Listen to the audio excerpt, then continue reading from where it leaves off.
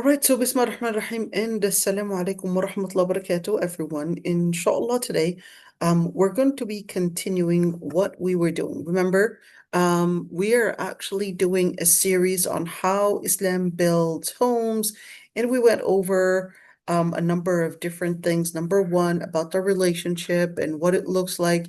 We also talked about the priorities, and we went in details in regards to the priorities and their priorities in dealing with the husband, dealing with the children, and priorities in maintaining the houses as well. And we also talked about the relationship and how we need to basically consider the relationship in order to make al-mawadda and the rahma, how to make mawadda, make love, tranquility, and certainly in dealing with children, our priorities in what to grow in them and how to deal with our own children and what to consider as the first priority. We said it would be the deen, teaching them the main pillars of Islam, teaching them about details of Sharia. And of course, we talked about some of the details and how to grow that in them. And certainly sometimes, it depends on one state to another. I guess transitioning, that point of how do I transition and start giving my child or at least let's say widening the privileges, widening their resources, and start giving them these resources to move on from being a child that is fully controlled by me and giving them basically a certain amount of space, certain amount of timing, certain amount. In other words, we're controlling their time, we're controlling when they sleep, we're controlling what time they eat or what time or how much money they use and where they go and how much. All of these things, they would be controlled by us, but then there's a moment when it would be time to give them more spaces. To test them is the first start. So that's why the ayah was saying, وَابْتَلُوا الْيَتَامَى وَابْتَلُوا الْيَتَامَى حَتَّى إن آنستم منهم رشدا فدفعوا إليهم أموالهم. So that ibtila, that's that test. How do we test them in order to start giving them more spaces for them to grow in their areas in order to now start going out of, let's call it out of their nest into their own territory and start creating their own territory. So at that moment, you would want to, one, differentiate between, of course, the girl and the boy because each one has a different territory that they're going to be moving into, a number of different areas that will probably that one may need more than the other. Perhaps that one get a job, that one probably more spaces, that one probably for the boy perhaps more privacy in certain areas, and girls basically need more privacies in other areas. So we're talking about boys perhaps needing maybe more outside time for them to explore the world. And I know yesterday I was actually reading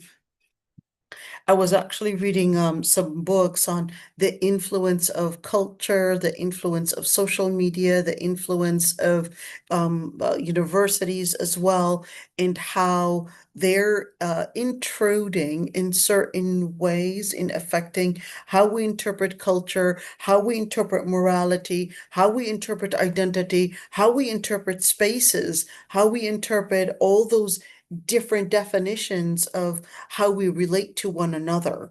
And it was actually talking about those areas being controlled and many times being influenced by the liberal culture, the individualist culture, the postmodern culture, the secularist culture, and all of that. We need to take it in consideration as Muslims. And certainly, we also need our children to be aware of those cultures that would influence them without them realizing, and that they would think, well, yes, this is a fact. I should be getting this privilege because it's freedom. I'm practicing my own independence. I'm practicing this.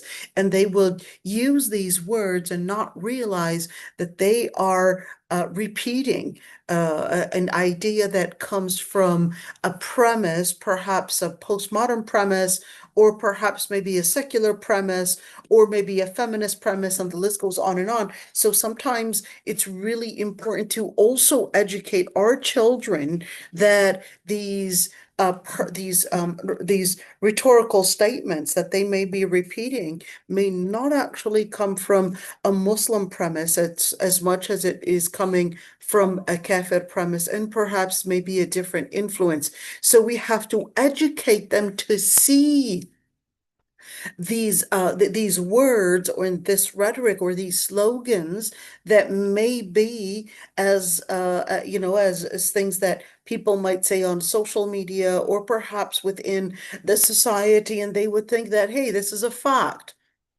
It's a fact of age, or it's a fact of independence, or it's a fact of human life, or it's a fact of existence, when in reality it's actually coming from a completely different premise, and definitely it's taking you into a completely different trajectory. And this is part of teaching Aqidah.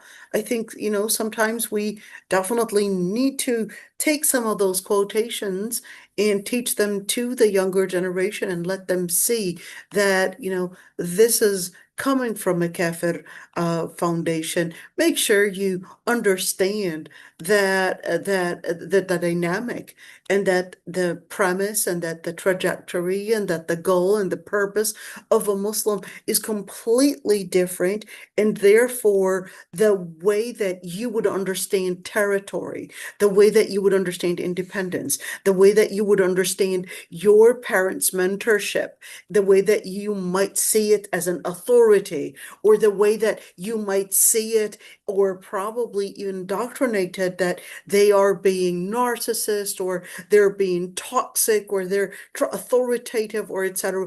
But that's actually because you're standing on the wrong premise. Therefore, you created a completely wrong narrative. And this is extremely important. The narratives are many times coming from, I would say, a pseudoscience.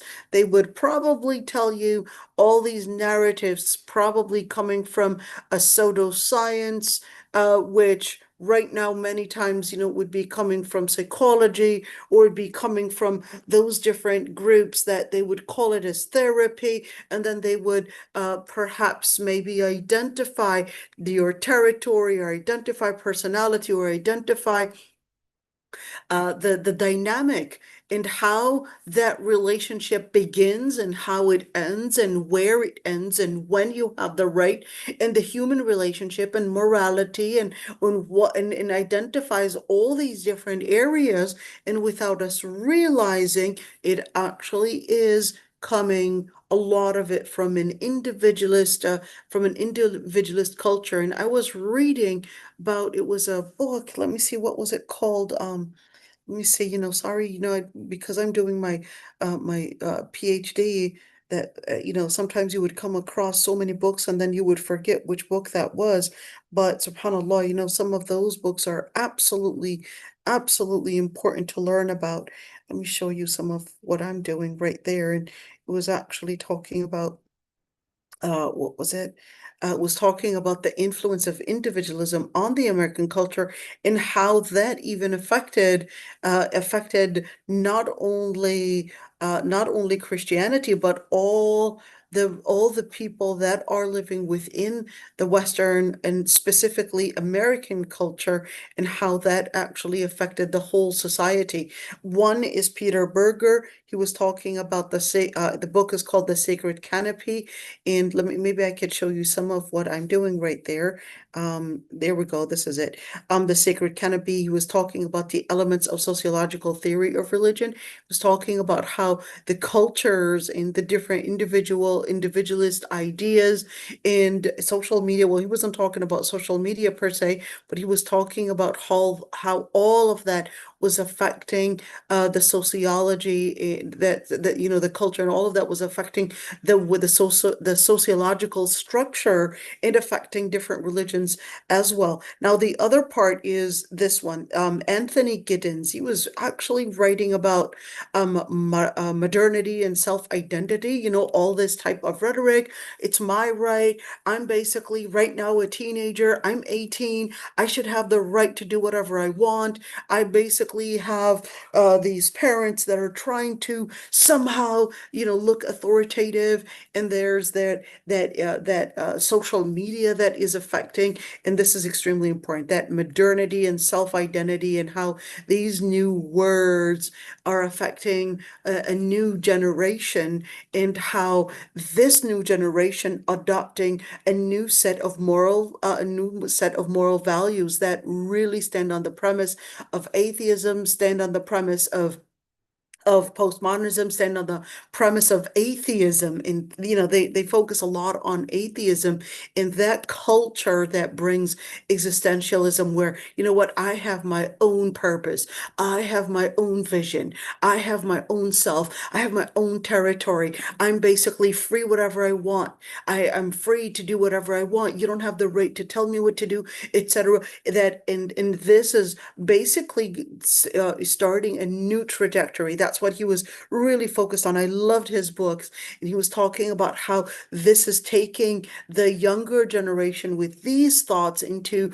a completely different area, and that it's basically departing them and it's exacerbating them away from the tradition itself. So, of course, he wasn't necessarily talking about Muslim tradition, but he was talking about all traditions, that this new set of an atheistic culture is actually taking them into a new tradition away from the traditional life, whether that's Christianity, whether that's Islam, whether that's Catholicism, whatever it is, and how that's actually affecting them. This guy, Osmani Akmal, or they're actually a couple, but Osmani, they were writing.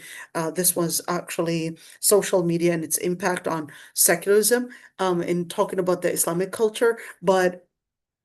They actually did, it was more of a short, it was more of a perhaps maybe a 20 page article, but they did an excellent job on seeing the social media and its effect on the Muslim society. So, just wanted to just share a couple items of different things that we probably need to say. You're gonna start hearing me talk a lot about this, because those are many books that I'm right now benefiting from, that talk about the influence of this modernity and how it's actually changing the habits of the heart. This one is actually an outstanding book. Habits of the Heart, Individualism, and the Commitment in American Life, and really focuses. It was published in 1996, even though I say 1985 right there, but republished in 1996, at least the copy that I was using. He was talking about the habits of the heart and how the habits of the heart, whether we're talking about religion, we're talking about marriage, we're talking about our relationship with our parents, our relationship with tradition, our relationship with the world around us, and even the society at large, all of that, the habits of the heart, and how that individualist society is affecting their own commitments, and how they bring a sense of belonging, whether it's a sense of belonging to their own groups of people, or a sense of belonging to a specific religion, or is a sense of belonging to a specific culture or identity, and who and what identity are we actually talking about here. Now, one thing that I liked about whether it was Robert and, well, at least this book on Habits of the Heart, or whether it was about Giddens right there, Anthony Giddens, is that they were emphasizing that there is, and especially Peter Berger, this one as well, that what we're seeing right now is many times people thinking that, yes, it's a new modern culture and not realizing that this isn't necessarily a modern culture, but there is a whole set of ideological set. There is an ideology that is controlling all of this, that it's not coming from some kind of an objective transition because science and because of new knowledge and because of people understanding a new world. But no, there is this deconstruction ideology, whether it's Jack Derrida or this disgusting person right there. I'll say disgusting. This is probably one of the most disgusting people you can really see. And he was talking about in some of his books how he would go to Tunisia to fondle with Tunisian boys. He was probably the most disgusting figure ever probably came in our modern history. Michel Foucault, he's one of the most disgusting people that really had a great influence on all of this LGBT change and all of this culture. This person is probably one of the most disgusting figures that affected morality in modern morality and how they would see things. And and it's pretty sad how many times people would adopt new cultures and not even knowing who the main influential figures are for that. So just seeing all of that is extremely important. This guy, Edward Feser, really smart, I must admit. He's actually a modern figure, really smart guy. He wrote The Last Superstition, A Refutation of the New Atheism. He's Catholic and very, very influential. Very smart, but he actually does a lot of I would say scrutiny and exposing. I would say really exposing the atheist culture. Plus, he was an atheist himself and a very hardcore atheist, and then later, I guess, decided to become a Catholic, but does a really good job in exposing the atheistic culture and where and how it became into this ideology. One very important figure that really exposed this atheistic influence and that culture was actually Susan Hayes or Haas, this one right there. There you go. This is probably one of my favorite books. You know, what she does in this book, existentialism and its influence on our understanding of knowledge, truth, morality, and values, and religion. She does an outstanding job in if you wanted to probably get a book that is simple, nothing that is sophisticated, perhaps maybe, Edward Fez was a little bit maybe advanced in his vocabulary, but she actually wasn't. She was actually doing an outstanding job. It was a lot easier to read her book than actually Edward. But and what she does is that she exposes the ideology that is behind all of this. She does break down the existentialism and what it is, which is to make it short, you know, when you talk about who you are, your own identity, you always have to start with the premise, well, okay, my identity is going to be shaped on the purpose of what you are, the purpose of where you're going. Okay, so who you are really is determined by what purpose do you see in life. Now, in Christianity, Islam, Judaism, in a lot of other religions as well, it always has this purpose that you're trying to get to, as whether a spiritual identity or whether it's trying to be, a person that is probably an honest person, a religious person, a person of probably a certain goal that you're trying to get to, whether it's your heart or whether it's your morality or whether it's your personality, all of these different things, that there's a certain purpose.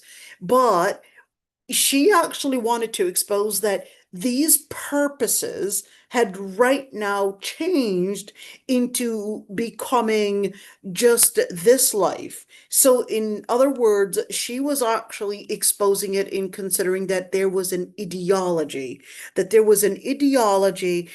redefining the definition of morality, or the definition of knowledge, and that it became that science says this is what studies say. And she is basically exposing that a lot of what we might say that this is what science says, that it is really coming from an atheistic ground, and that a lot of what we are carrying in our minds, that science somehow is infallible. If you stand on science, therefore you stand on a solid ground, and then they would determine what to include in science. So things like, okay, math you can say is science, and probably medicine you can say is science, and but should we include psychology as well? Is psychology pseudoscience or is it science? And she discusses psychology in great depth, and that how it became as science because it was that ideology that was trying to replace that religion, because they had put religion as a pseudoscience and trying to put in a replacement for religion, even though psychology doesn't actually have a certain definition of psyche. So what are you really trying to define in understanding psychology? So if ology actually means science, and well, then what is the psyche? But they don't even have a definition for it, but then they would still consider it as a science and not a pseudoscience. Well, why? And she was actually talking about that science and how a lot of what is presented as science is actually coming in from a lot of it is coming in from a specific ideology, and she was trying to expose the atheistic ideology and how it is becoming this driving force that is affecting universities, affecting how we think of knowledge, how we think of truth, how we think of morality, how we think of values, and how we even interpret religion. And then the new generation and the different generations, they would see it as, yes, well, this is the new understanding. Look at you. You're coming in with somehow a traditional way, and you're coming in and basically telling me about religion. And of course, they would say religion, and because within this type of culture, presenting religion that it is nothing but pseudo, and in fact, it is more of a superstition than anything factual. And if you're coming in with a stance that religion is superstition than anything factual, and therefore science is everything that is basically factual, and not recognizing that a lot of how we would even classify what is scientific and what is not, and that not everything is science is necessarily true, and that a lot of the different things in science were also backed up by a certain ideological force that is basically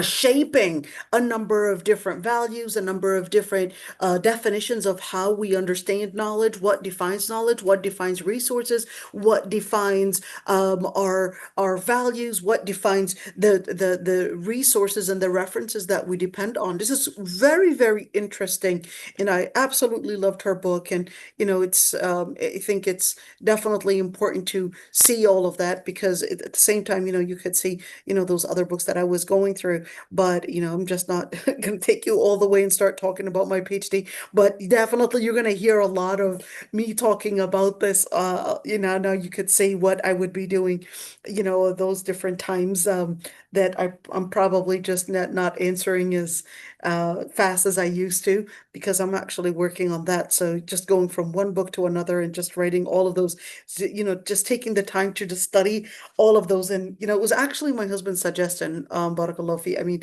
he was the one that suggested that I would study this. I, in the beginning, thought, oh my God, this is a waste of energy. But now I see the importance of it because if we don't actually see those influences, we don't see those lines that are affecting our mindset, that are affecting our generation, then we're really going to be, in Arabic we say إذا عرف السبب بطل العجب.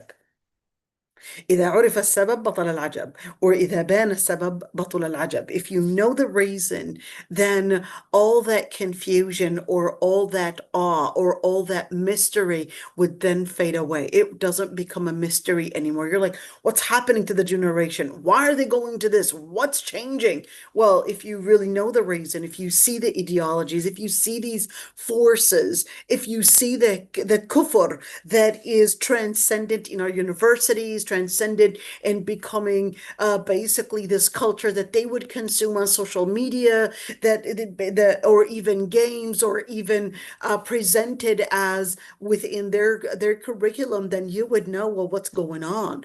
And if we are not aware of these, I would say, hidden forces, and right now we can see those conspiracies. We never thought certain figures like Epstein and how he was, making all these meetings with all these people. And then it goes back to, all that pedophilia and taking all those children and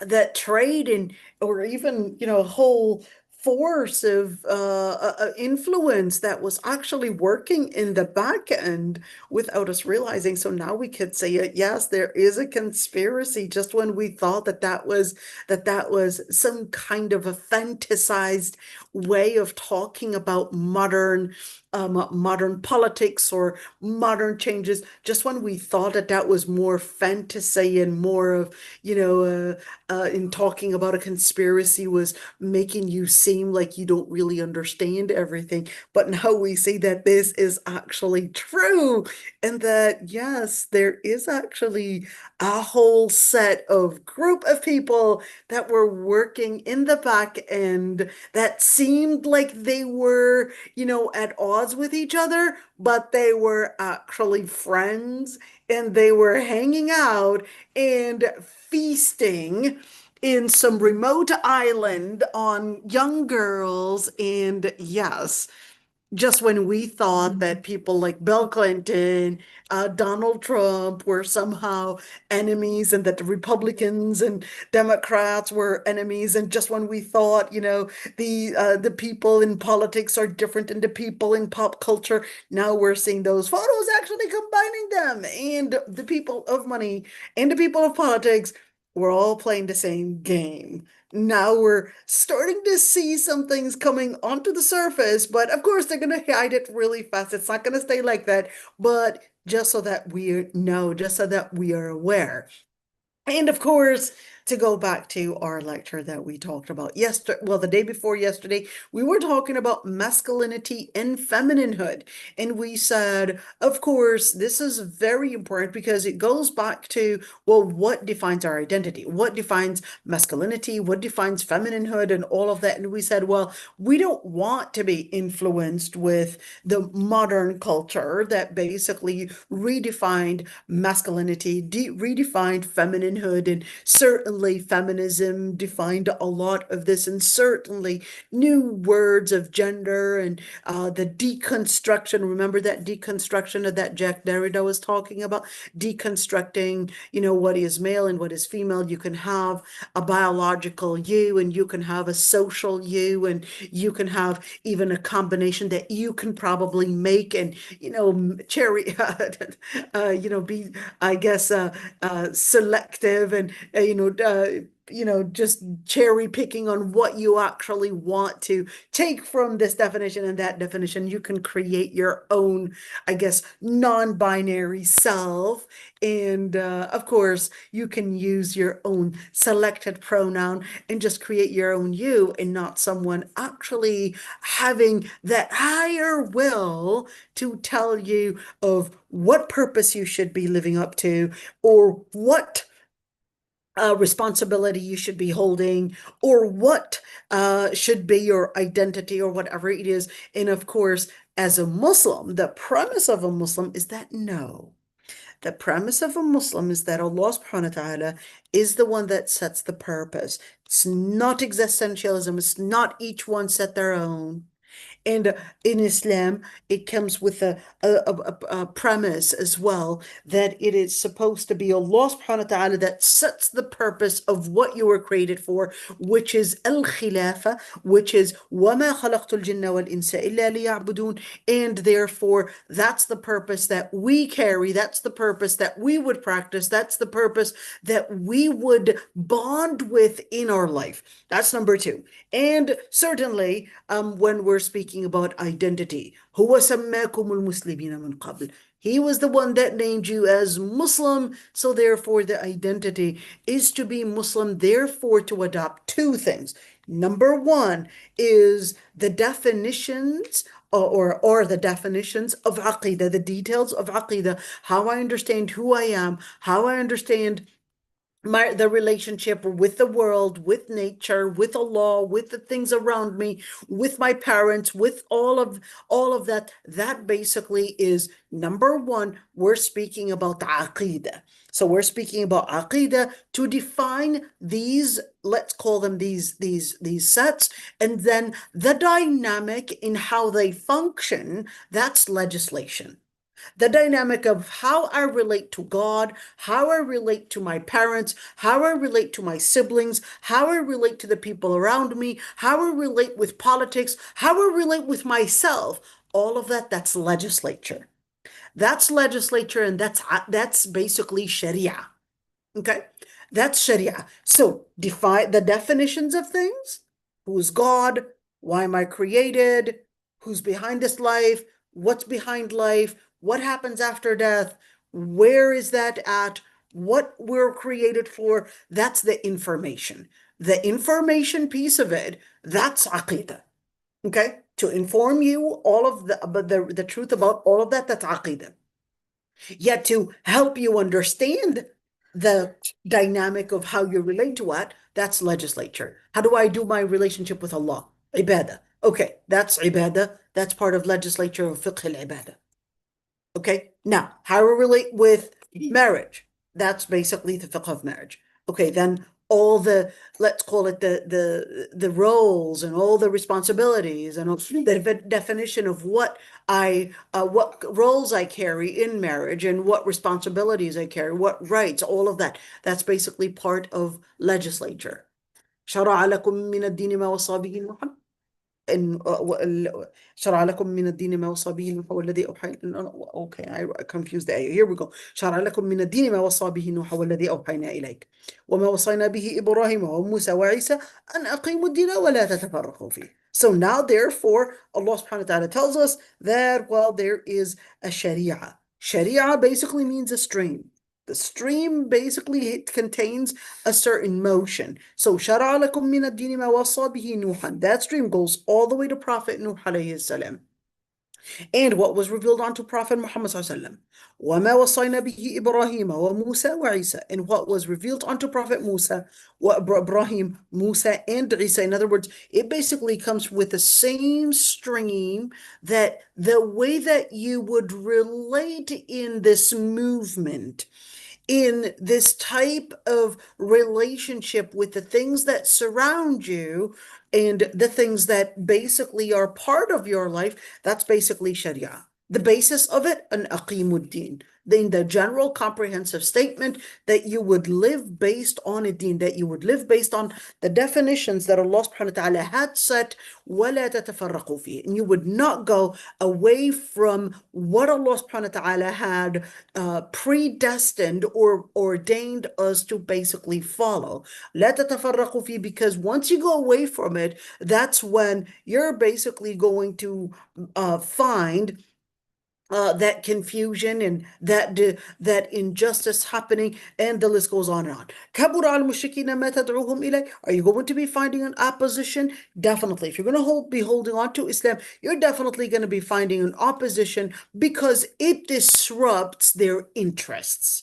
It is disrupting their interests. So definitely, if you're going to be speaking of perhaps maybe modesty, you're going to be disrupting, of course, all the economical, perhaps maybe forces that they would want to put out there in order to sell their items, to even do for, the human trafficking and all of that. Then we're talking about a whole set of different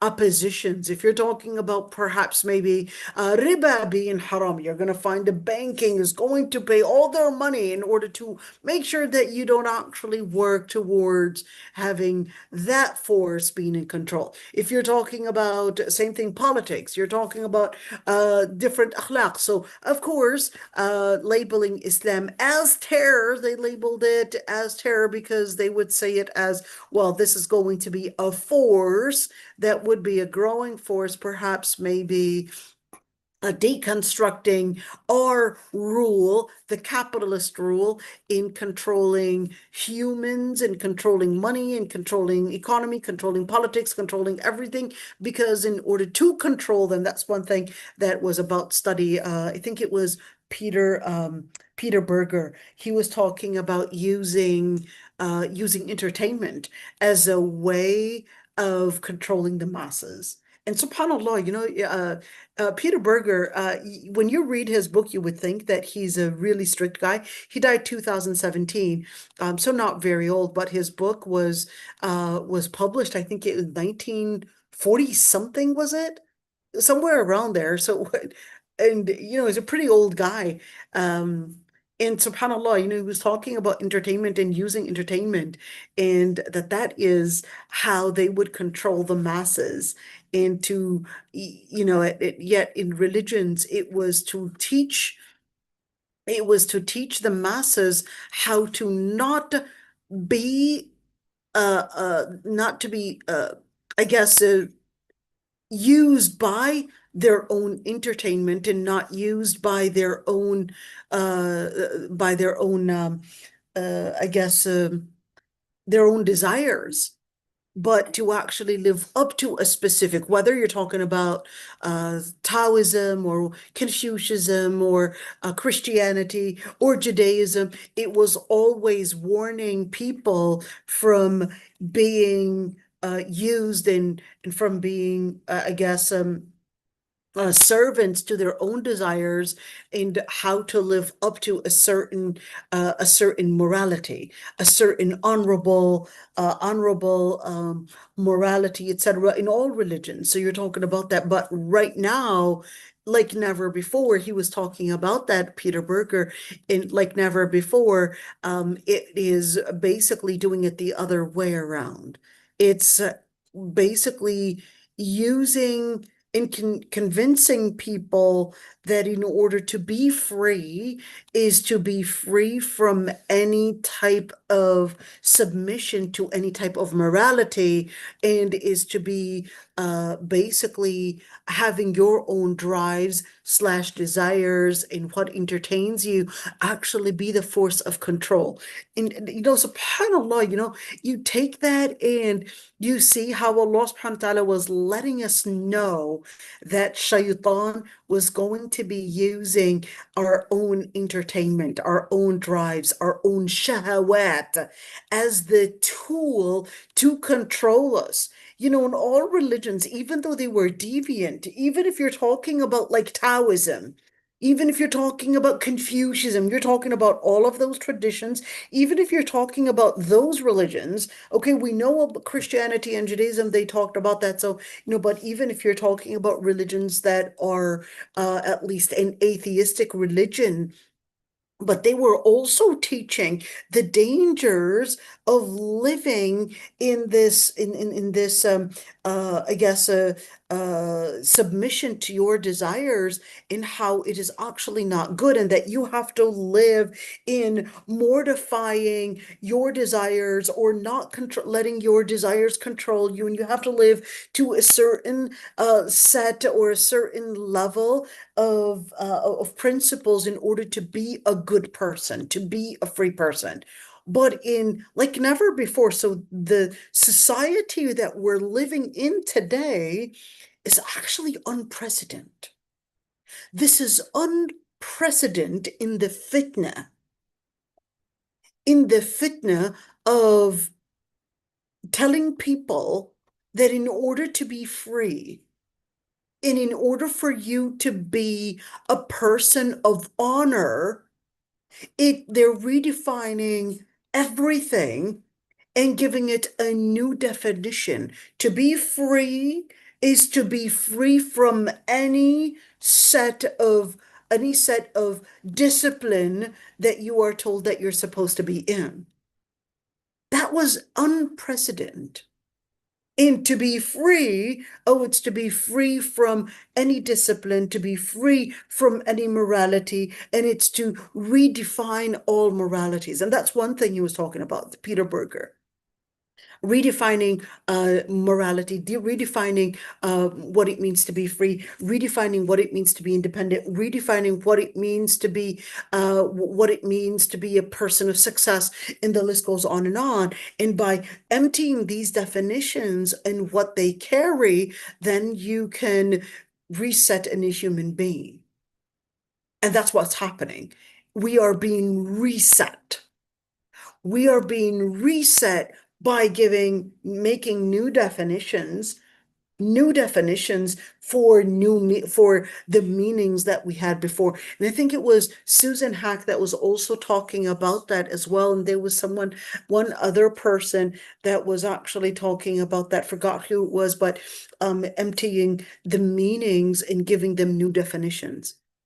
So before, religions were talking about what it means to be a person of meaning, what it means to be a person of morality, what it means to be a person of honor, what it means to be this. And it was always, all religions, they were always talking about how not to succumb to your own drives that you are supposed to, like, for example, don't succumb to your own desire to control things or to gain property and possession, but you're supposed to be learning how to do that self-discipline, and that if it doesn't belong to you, then don't take it, and that you're supposed to respect and, respect people's territories, and that if you take it, it's called stealing. So all religions would believe in that. All religions would say that this is called stealing, you should not do it, and etc. But in our modern day, they would redefine things. They would still hold on to, I guess, to a certain definition of stealing, but not because atheism believes in stealing, but because it basically had plagiarized certain definitions from religions. But the truth of the matter, religions don't actually, or sorry, atheism doesn't actually belong to any definition of morality. In fact, they don't even believe that there is such a thing as an objective morality. And they would consider that all morality is subjective. You know what that means? It's like, no, all morality is subjective. It's like, there isn't a specific truth about what stealing is and what right and wrong is. And that's why, somebody like Richard Hawkins, when he was asked whether he thinks that cannibalism is wrong, and he just said he just doesn't have a taste for it. If you're going that far, that yeah, if you eat human flesh instead of probably just burying them or perhaps maybe burning them or whatever it is, you know. Yeah, just let's probably start making them as new sets of diet, our own foods, and that we won't be wasting it. You know, he just said that in his own words that, yeah, he just doesn't have a taste for it. But you can't say that cannibalism is necessarily wrong. That's how disgusting these people can go. And this is really important when you deconstruct atheism and see the implication of where this is taking us. Yes, this is taking us to cannibalism. This is taking us to killing is not necessarily wrong. It's just, hey, we have to figure out a way to somehow, bring in a stable society. I'm not really sure how, but we can set our own rules. We can set our own rules, but do they necessarily see it as wrong? Is raping a little girl probably and throwing her in some kind of a forest, is it necessarily wrong? Well, only if you're caught. That's how dangerous the implication of atheism can be, where there's no such thing as an inner feeling, an inner feeling of living up to a certain integrity or living a certain up to a certain level of faith or a certain level of morality.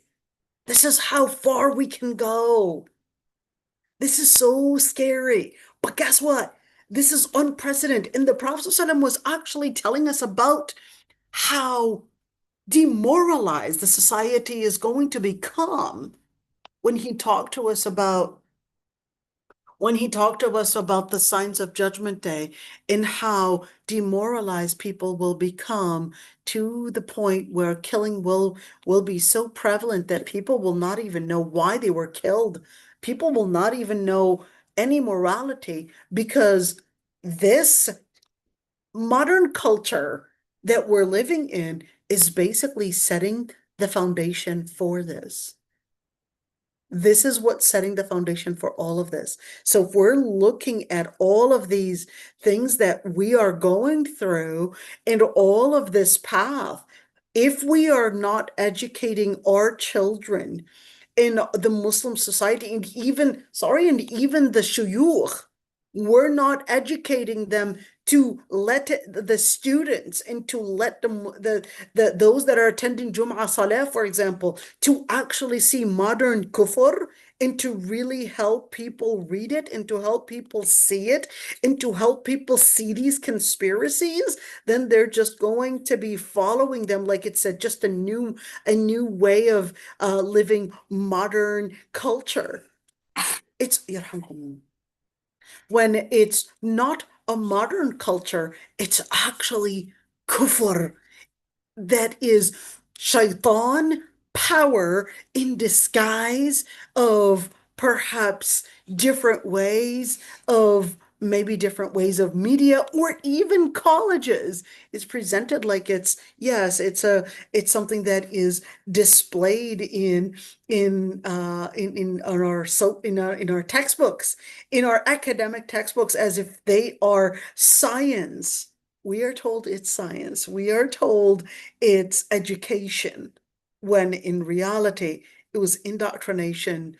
And there is an agenda, an ideological agenda that is shaping our information, two, our morality, three, our identity, four, our own children, our own generations, without us realizing. That is so scary. That is so scary. I must admit, I'm I'm going through all of this and I'm like, yo, Allah, if we actually get the ummah to read how Allah subhanahu wa ta'ala had already told us about all of this in the Quran and let us know it was kind of like a blueprint and telling us, listen, these are the things that are going to be influencing you. These are the things that you really have to be careful about. This is what the shaitan is going to use to control you, and all of that. And the Quran was telling us all of this all the way at that time, 1,400 years ago. And you're reading all these books that right now they're just giving you more and more details about what you already know, but we have to bring it to their, I guess, education today and let them see it and say, listen, Islam is trying to free you. Islam's trying to free you from those ideological agendas out there. And you want to call it conspiracy, then right now you can see it that yes, there is a conspiracy. And if you're not aware of it, then be aware of it. If you are not seeing that with your own eyes, that yes, there is an agenda, that you have to free yourself from this agenda by going back to the Quran, and that these people are real bloodsuckers. They know no child rights. They know no human rights. They know no women rights. They know no human rights. They know no morality.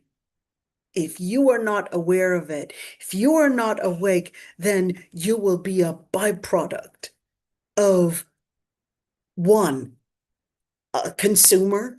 Two, you're also probably going to be an activist to also present this type of culture. And you would think of yourself as, I'm just being free. But in reality, just like Harriet Tubman said, she would have been capable of freeing more slaves if only they were capable of seeing and recognizing those shekels and slave and basically that they were actually slaves. She would have been capable of freeing more slaves, but they didn't even recognize that they were slaves. And that's the same thing. We're talking about the worst type of slavery. Is a slavery when people don't even see those chains around their necks and chains around their feet and chains around their necks and their hands. If they can't even see those chains, are they going to resist them? No, they're not. They're not going to resist it if they don't see it. And now it's our responsibility to let them see these chains and let them see. You see these Epstein files and what they're actually showing. You see what Gaza had really exposed on about all that UN and exposed all that power and exposed a political power, exposed a certain a group of people that are controlling all of this, where one lady gives $250 million to 260, I think it was, million dollars to basically have somebody win, when in reality we actually we actually thought that, yeah, this is a fair democratic play right there, and my vote really matters, and etc. But then you're saying that no, there are certain people that are actually playing the game.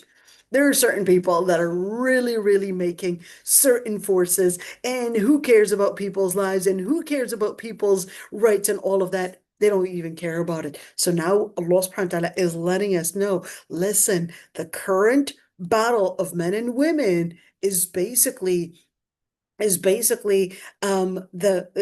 changing the creation in fitrah. And Allah subhanahu wa ta'ala tells us, listen, you got to go back to your fitrah.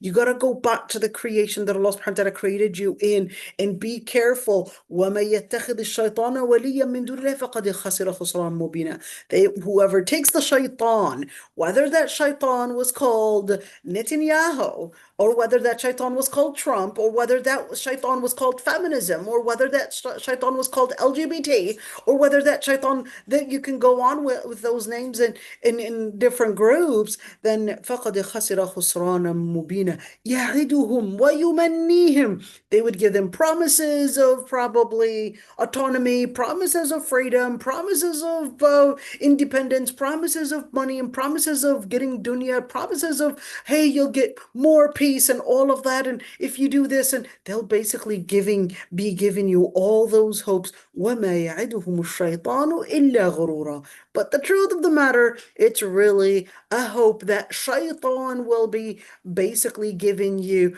and it's going to be nothing but a mirage, and that will all fade. But remember, when we're talking about male and female, going back to our subject, it's not supposed to be at all considering that superiority to male, female, or whatever it is, or even any race, because at the end, inna akramakum indallahi atqakum, our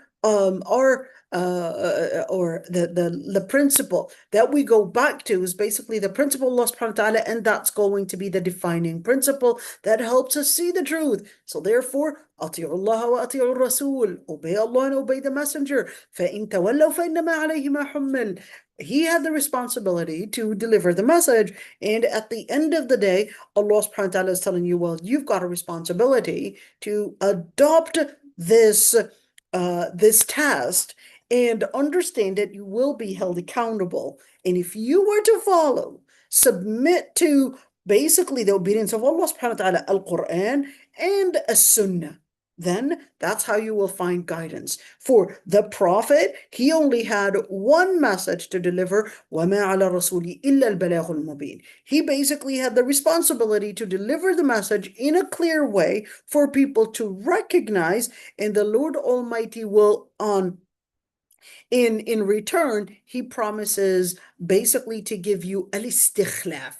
One, al-istikhlaf, whether we're speaking about power or whether we're speaking about لَا يُمَكِّنَنَّ لَهُمْ دِينَهُمُ الَّذِي ارْتَضَى لَهُم, to give you power, to give you independence, to give you basically the tools that you need in order to be in that position, because your goal is to set justice, to set the principles of Allah subhanahu wa ta'ala to be in control, whether on an individual level or whether on a society level or within your home, etc., etc. Why? Because our goal is to basically replace all this fear with amna, with safety, with justice, and certainly to worship Allah subhanahu wa ta'ala and not associate partners with Allah subhanahu wa ta'ala.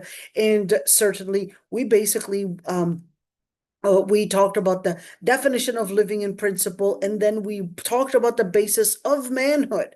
And we talked about the basis of manhood, whether it's recognizing principle in a person on a mission and facing challenges. And one thing, although I did talk about different definitions of manhood, like recognizing principle, etc., all of that in theory, you would say, every group says, well, we are already believing in that, so we don't disagree with you. But in practice, all right, in practice, giving tasks is one key thing to teaching the child from, well, their early childhood, basically whether male or female, giving them tasks for them to live up to. So for example, male tasks. And of course, the feminists are going to say there's no such thing as a male task. Yes, there is such a thing as a male task and a female task. Female tasks are going to be those tasks that are basically going to be helping this girl become a mother. Male tasks are going to be the task that helps this boy grow into becoming a father, whether it's a breadwinner or whether it's let's say, breaking all those fears, courage, martial arts, all those different things, building muscles and all of that. That's boy tasks.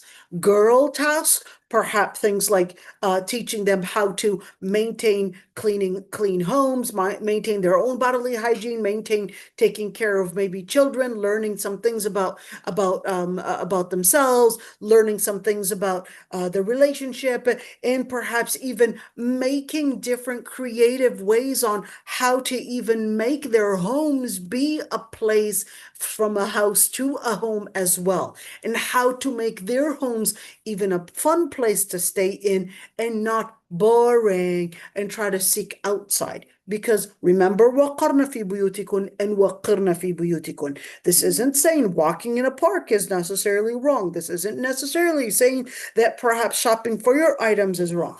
But this is talking about maintaining our akhlaq as based on the Islamic premise. Keep that one in mind. We're talking about an Islamic premise. That's why we were talking about from the beginning of the lecture about all those different influences out there in reshaping our culture, reshaping our identity, reshaping our boys and girls. We were talking about a certain ideological force. Now we have to go back and really see, sometimes the traditional way of perhaps how our mother was doing things, our father was doing things, and how they set those let's call them those areas of responsibilities is one way to see. At least we want to hands-on. That's one way to see how your parents were living was actually closer to closer to replicate, or at least closer to how Allah subhanahu wa ta'ala wanted us to live our relationship with in our dynamic than the modern definition of, yes, we have new ways, we have new gender roles, etc.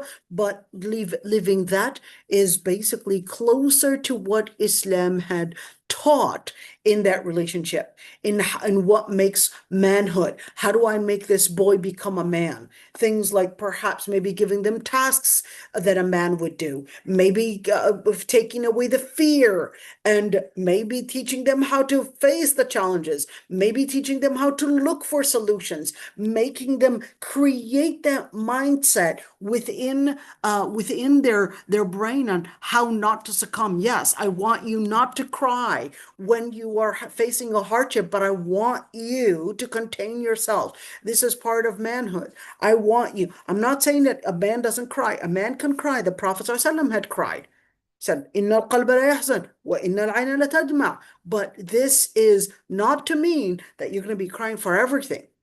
Those are, let's call them those moments that are probably, whether male or female, we would share it that yes, it's completely normal to sometimes shed a few tears, even if you're a man, if you're probably losing a loved one, or probably those really let's call them those really strong circumstances. But not every single time you face a challenge you start going into that emotional breakdown. So in other words, strengthening our boys, especially our boys, strengthening their emotional capacity in order to be looking for non-panic mode and look for solutions, not excuses to give up, is extremely important to make a man. And this is what we see in the different ayat that are teaching us, and teaching men. قال رجلان من الذين يخافون أنعم الله عليهم. Were they actually afraid? They were afraid, but of course they basically had to battle one fear and go for basically the higher principle, that's courage. You take away one fear and you basically put, even if that meant your life at risk, even if that meant putting your money at risk because you're trying to aim at a principle, that's courage. So being confident and not dependent, that's for boys and girls. But with boys, since we're talking about boys, teaching them how to be confident, teaching them for example, in their early childhood, how to be selective in their friends. Who's your friend? And choosing a friend that is probably better in school, probably better in their articulation, better than in their akhlaq, is going to raise your opportunity of becoming a better person by 35%. So teaching them, listen, if you want to change who you are, you got to change the environment that you are living in. You want to change who you are, you got to be selective in the people that you're choosing to surround yourself with. So what are we teaching the boys here? We're teaching them how to be confident and how not to depend on others, and how to create their own identity based on their capacities, and how to aim at a certain potential. This is extremely important because you have capacities. Your capacities may be different from someone else's capacities, but sometimes when you do not recognize this capacity, then there's no way for you to grow these capacities to heading and basically getting to a certain potential. So we basically have to teach them how to grow up to this potential and not necessarily still live at a limited capacity, but we have to teach them that no, you can do it. I want you to put the effort. I want you to do this. And that's one thing I love about martial arts. One thing I love about martial arts, it teaches kids how to overcome pain even when it hits you. How to not focus on pain, but to focus on gain, to focus on aim, to focus on, to focus on that purpose or that position, or perhaps maybe, going beyond pain. And this is extremely important to let children, and specifically boys, how to overcome pain and how to focus on a certain target, and that even if pain does hit you, don't focus on that pain, but I want you to have that stamina and that perseverance despite the pain, that to have that stamina and that perseverance in order to grow strong. And by the way, my boys, 14 and 11, they're actually listening to all of this. And mashallah, I'm hoping that they will also, live up to what we're actually teaching. So let's go for the other one. Man considers his place is right because that's what builds his morals. And we talked about the Prophet ﷺ and how he actually said in the hadith is-sab'a, in the hadith that the Prophet ﷺ had said that there are 7 that Allah subhanahu wa ta'ala will shed his shade upon them. And he mentioned shabun nasha'a fi ibadatillah, a young man who grew up in worshiping Allah subhanahu wa ta'ala. So when we say shabun nasha'a fi ibadatillah, are we actually talking about that this person just continuously like going to the masjid, or are we talking about this person is continuously doing salah and all of that? No, al-ibadah is more comprehensive than ritual. Al-ibadah includes taking the parameters, taking the principles, and basically living based on the principles that Allah subhanahu wa ta'ala had set. That's ibadah. So a boy living all his life that he is supposed to live up to honesty, for example, or up to respecting other people's boundaries, or living up to respecting parents or respecting siblings, that this is part of ibadah. This is part of akhlaq. All of that is part of akhlaq. Now, what are we doing? This is basically to let us know that this person grew up in a certain mindset. That mindset was a mindset that is based on submitting to Allah subhanahu wa ta'ala and taking that as a priority and taking that as a mindset. And this is one thing. There is Andrew Berg, was it? No, hold on. Anthony, I'll get you the name, but he's a neuroscientist, and he actually did these studies. He was doing these studies on the brain, and he was doing all these brain scans to really see is there a way to see people that, let's say, they would be worshiping worshiping God or religious people, or does ritual or does worship, does that actually have anything that might peer on the brain? So he was, coming to, even though he was Jewish, but agnostic, an agnostic Jew, that's how he identifies himself. You'll actually find some of his lectures on YouTube. And he was talking about how, if you were to be good, let's say at shooting baskets, your brain is going to basically create like a path in your brain that makes you become very good at shooting baskets. If you basically do solve math problems, the more you solve math problems, the faster you become and the better you become at it. And then of course you become probably a mathematician or a physicist or whatever it is, and you just become good at it because you had trained your brain from doing so many math problems, and you basically created a route in your brain that you became so good at it. And he was talking about all of these different things, and yet he talks about how religion, or at least ritual, and worship or meditation is what he uses. Meditation basically creates more firing in the brain and more paths in the brain, that even by doing more worship, you can improve in math, you can improve in, I don't know, playing tennis, or you can improve in school or whatever it is. That ritual, of course, he was talking about meditation and regardless of meditation, but he does say, I don't understand why meditation and why the relationship with God basically fires differently in the brain. But it's quite interesting to actually, see that study and the impact of religion or the impact of ritual.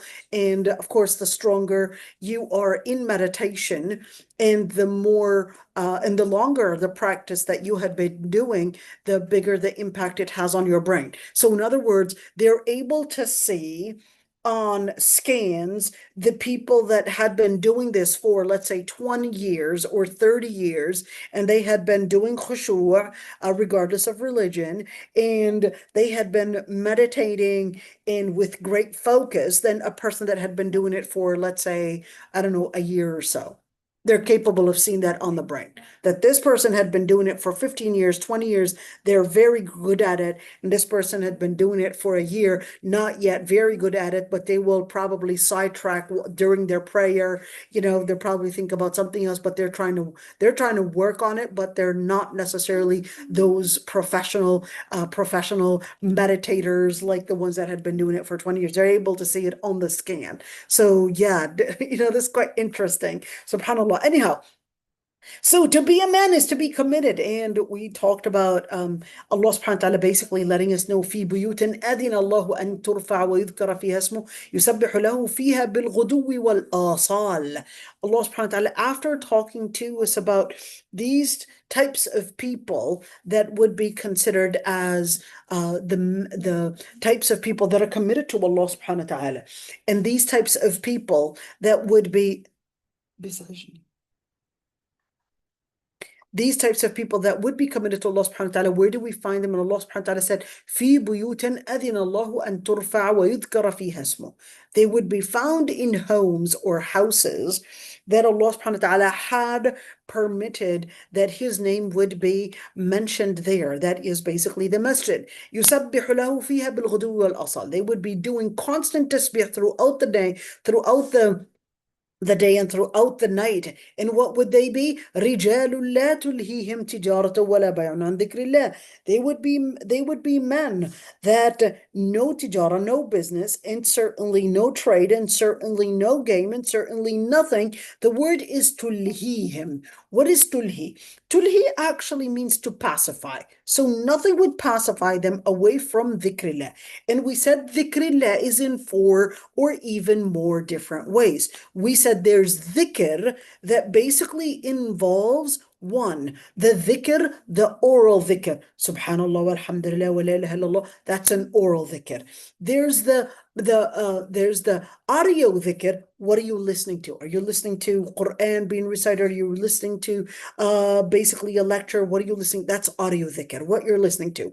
Number 3, there's behavioral dhikr. What type of behavior do you live based on? How do you live your tazkiyah? How do you live your your relationship with your siblings, your relationship with your parents?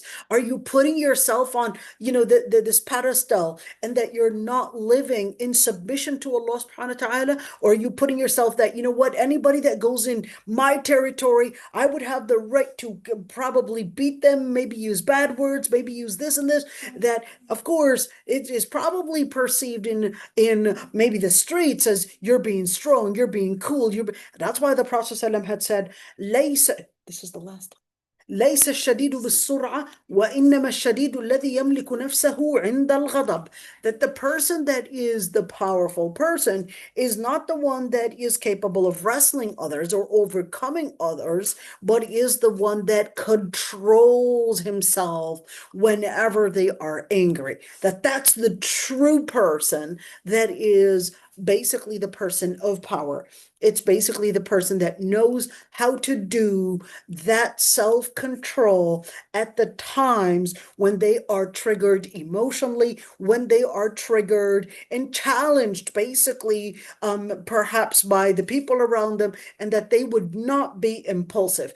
Perhaps that's the most thing that I would say about manhood, that Allah subhanahu wa ta'ala in numerous ayat would probably let us see about رِجَالٌ لَا تُلْهِهِمْ or رِجَال يَخَافُونَ, etc., that there is that inference.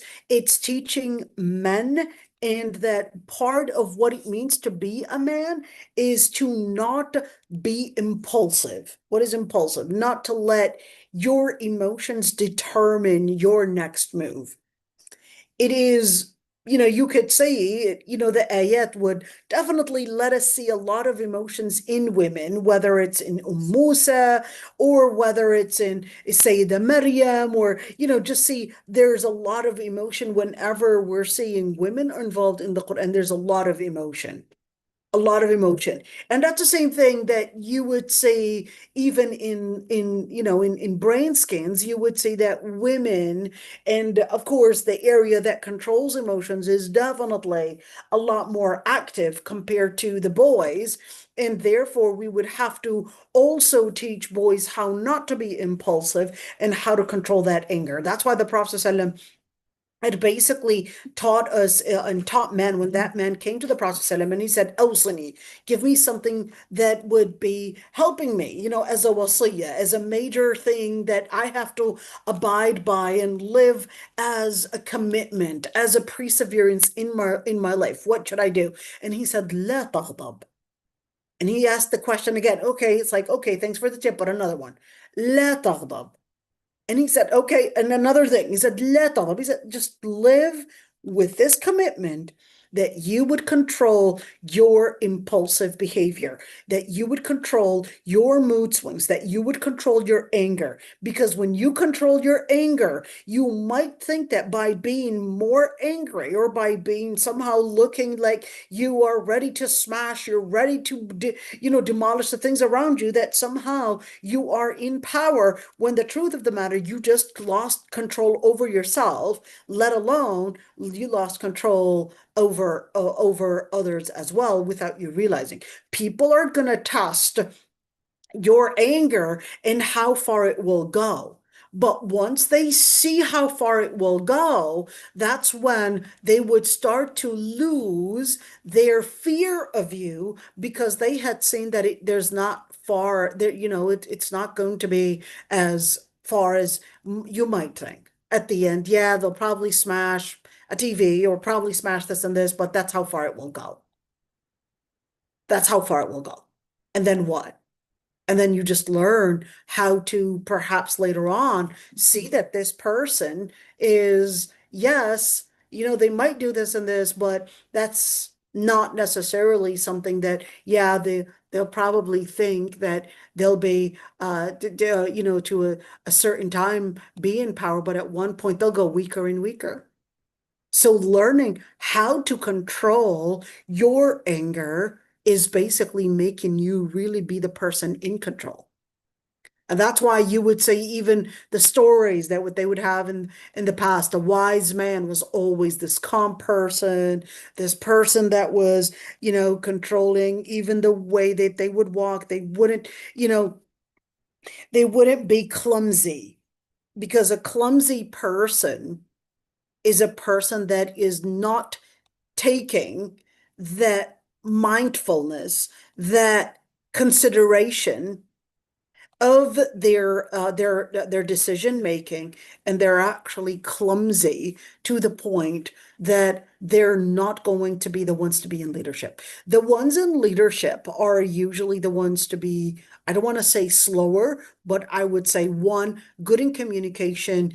Two, they're actually less impulsive. And when they do get angry, they basically get angry in a way that basically is up to the principal and not up to their own selves. So it's not to support and not to defend their own territory, but it is to defend the principle.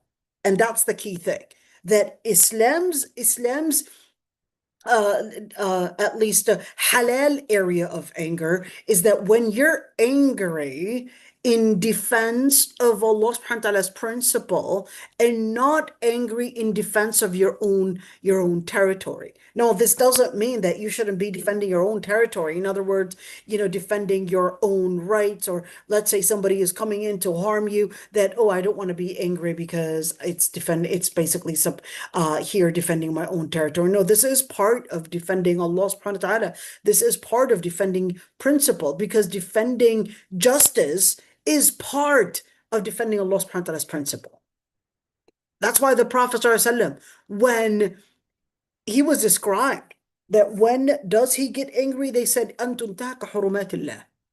Whenever Allah subhanahu wa ta'ala's principles are at risk or at our target, or at least at disregarded, that's when the Prophet ﷺ would be angry and would really take serious action to make sure that Allah subhanahu wa ta'ala's principle is basically as the priority.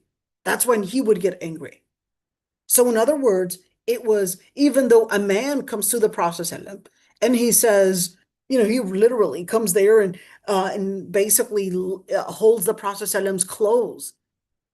And then he presses on it so much to the point that Umar ibn Khattab said, I had seen the impact of that pulling of clothes on the Prophet ﷺ. And he was said, give me from what Allah subhanahu wa ta'ala had given you. In other words, the money's not even yours, give it to me. And the Prophet ﷺ gave him some. And who was it? That was actually Abu Sufyan, by the way.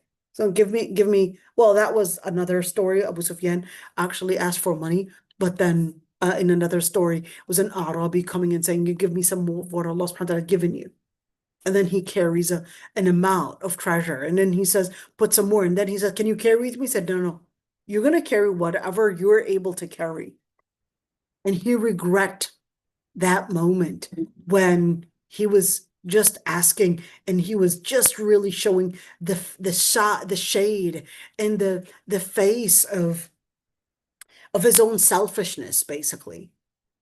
But the Prophet ﷺ, he didn't get angry and say, yeah, how dare you speak to me like that?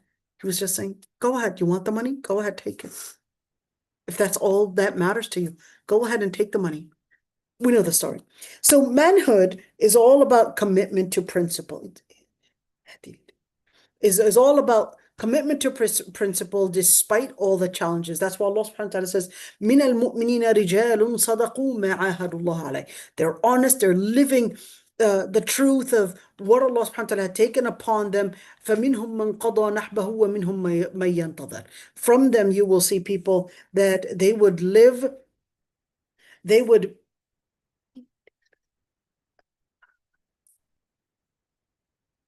فمنهم من قضى نحبه ومنهم من ينتظر وما بدلوا تبديلا. They would basically be living the commitment to Allah subhanahu wa ta'ala, and be living to the commitment of what Allah subhanahu wa ta'ala had taken upon them. فَمِنْهُمْ مَنْ قَضَى نَحْبَهُ وَمِنْهُمْ مَنْ يَنْتَظِرُ. This is speaking about the ones going for jihad. So of course, when we're talking about committed, despite the lack of support, is basically also having the knowledge to help you figure out to identify the roads. So whether it's the knowledge and knowing about kufr and what it looks like and how it basically has this force, whether in the media or whether in the society, etc. So basically having that knowledge to help you identify these roads is one key thing. And plus, of course, knowing what the different areas of tazkiyah are. This is extremely important. Tazkiyah is important because it helps you identify your weaknesses. It helps you identify your tongue weaknesses, helps you identify your behavioral weaknesses, helps you identify your heart weaknesses, helps you know those areas that may control you away from the things that will affect you positively, and then of course affect you into taking you towards shaitan, taking you away from Allah subhanahu wa ta'ala towards perhaps maybe shahwa or shubha. Two different things. A shahwa is lust, is desire. A shubha is misconception. You're questioning things and not understanding things about Allah subhanahu wa ta'ala, etc., then that's a shubha. Okay, so therefore, when we're learning tazkiyah, it's extremely important because that's to ground you towards tazkiyah, towards commitment. And that's the same thing with basically manhood. You know, part of teaching, well, manhood or femininehood, basically part of teaching them how to live up to it is basically being committed despite the lack of support, and at the same time, how to live up to that tazkiyah, up to the principle of Allah subhanahu wa ta'ala, and how to recognize the shubuhat and how to recognize the shahawat that are the weaknesses, and how to basically spot them when they're there and how to overcome them even when they may be basically gaining control over you. Layla Ali, go ahead, dear. Assalamu alaikum. Alaikum What is how do you know when you're questioning yourself and you're not questioning Allah, like you're overthink and you're just doubting yourself, but you're not really doubting that Allah can't get it done? So that's a whole different lecture, dear. But I'll just make the story short. Seeking ilm is one very important thing to help us know the parameters of all of that. So I do actually have a set of different lectures that basically lay out the parameters of where where those questions are basically within a halal boundary, where those questions are basically going outside of that boundary, you're basically going into the boundary of misconception. So I do actually have a number of different series of lectures that basically clarify that point. But it's very important to get that ilm, to know whether this is questioning about yourself or whether this is questioning Allah subhanahu wa ta'ala. That's why learning qadar, learning your weaknesses, and knowing that Allah subhanahu wa ta'ala does not whatsoever let's say dictate, or Allah subhanahu wa ta'ala does not ordain or decree anything that is evil. So Allah subhanahu wa ta'ala will never, let's say your dear loved one died, Allah subhanahu wa ta'ala will never do what is evil. Allah subhanahu wa ta'ala will never order you for something that is not in your benefit. Allah subhanahu wa ta'ala, وَلِلَّهِ الْأَسْمَاءُ الْحُسْنَى. I could just summarize that into this word. وَلِلَّهِ الْأَسْمَاءُ الْحُسْنَى. Allah subhanahu wa ta'ala has the great names and the good attributes. So recognizing that Allah subhanahu wa ta'ala could only whether decree or whether it's ordained something, etc., that it's all basically in good, and whenever it goes wrong, that it's basically your own self. And this is extremely important. You have the potential to go wrong, but Allah subhanahu wa ta'ala could only do what is good. So Allah subhanahu wa ta'ala is al-alim, Allah subhanahu wa ta'ala is al-khabir, Allah subhanahu wa ta'ala is al-hakim, Allah subhanahu wa ta'ala is al-qadir, etc. And Allah subhanahu wa ta'ala only decrees or ordains for what is good. But you as a human being, if things go wrong, then that's when you want to question yourself on what you had done wrong, because the Lord Almighty would never whatsoever ordain something that is not good. Okay, whether in giving you an order or prohibition, or whether that's to basically give you as in your life and what happens to you as in terms of qadar. Okay, so now the other part, I hope I answered that one. Okay, so I'm trying to go and to finish all of these, inshallah. We're going to be finishing right now, inshallah. Oh dear, no, it's 11:54. Oh, sorry. Okay. Next week, inshallah, we'll do the description of femininehood, inshallah. And we'll inshallah do that piece of it. But meanwhile, if there are any questions, I'd be happy to answer those questions, inshallah.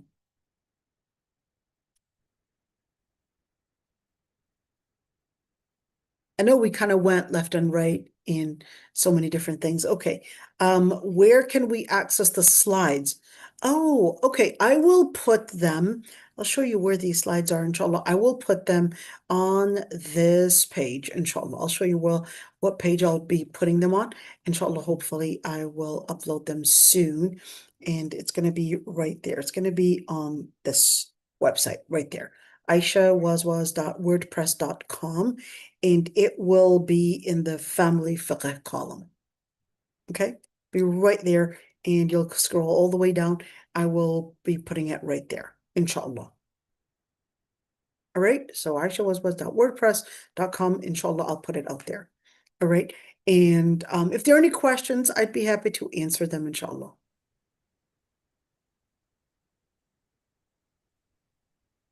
So I'll stop the live stream. Oh, Sister Zarina is back.